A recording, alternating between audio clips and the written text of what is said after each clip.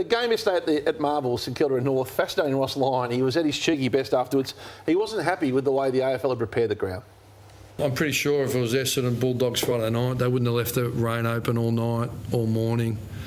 And this ground's like a car park, hard best of times. And it was just like, you could see anyone that watched that game, the ability to pick it up, it was like a cake of soap for both teams. So I thought we got treated with contempt, both clubs.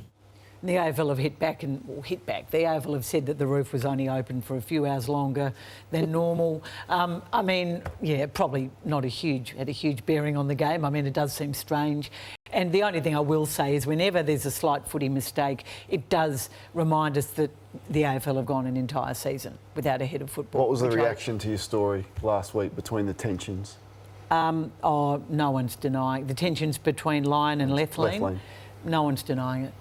No, and I don't think Simon Lethlean will be part of the process at Hawthorn for whatever reason, and those interviews have started. Obviously, Chris Langford coming in late to help make the decision there, but yeah, it's going to be interesting. It's amazing that they're sixth.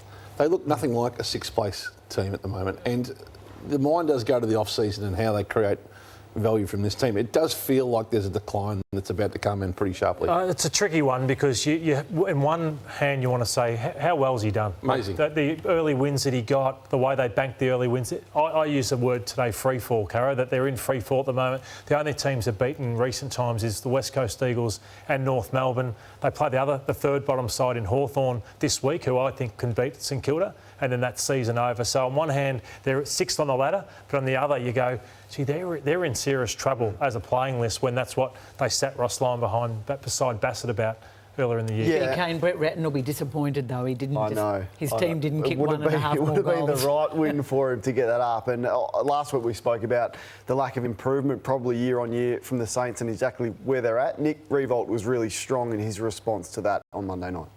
I can promise you now, the standards in that joint over the last however long have been subpar. And so when the president says we were kidding ourselves, we were a mile off it, you're not just talking about the win-loss.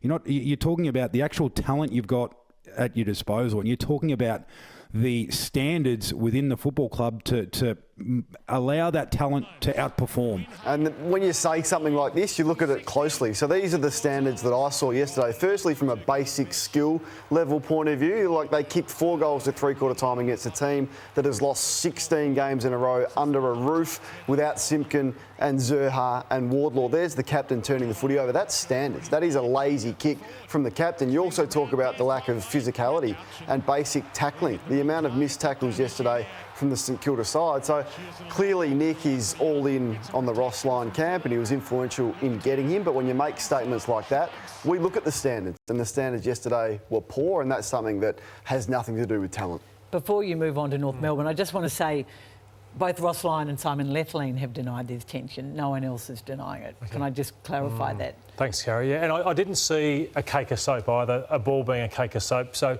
again, Ross has got to look at how his team is playing. I know he's been critical of his own team in previous weeks, but not so much yesterday. And I saw a guy by the name of Luke Davies-Uniacke who played a different sort of game. So he's something they can hang their hat on. I just saw in a game which was just marred by turnovers from both teams, and for a guy who was just the Rolls Royce out on that football field. And he's had injuries and soft tissues that have hurt him this year, but he's their best player, and he played a different game to the rest. So that's where St Kilda, after all these years, you go, who's their best player still? Who's their class player? And they haven't had one for a long, long period of time. Yep, and I'll tell you who else, as we watch a bit more of the vision there of North Melbourne, who, by the way, were impressive. And there's green shoots for North.